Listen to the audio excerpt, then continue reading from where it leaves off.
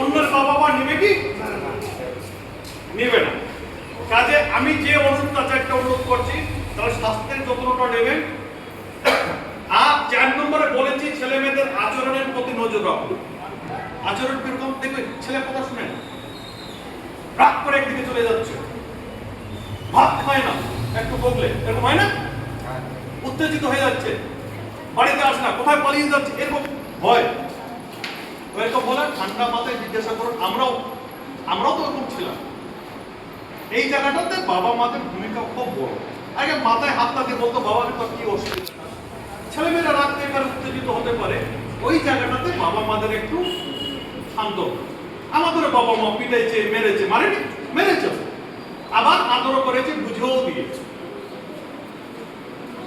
এই এই এই জিনিসগুলো কেন বলতে, এত ভালো ভালো ছেলে মেয়ে আছে শুধু যত্নের জন্য। দাদা আমি বললাম কি, আপনার ছেলে মেয়ে আমাদের কাছ থেকে 5 ঘন্টা, তাও বছরে 150 দিন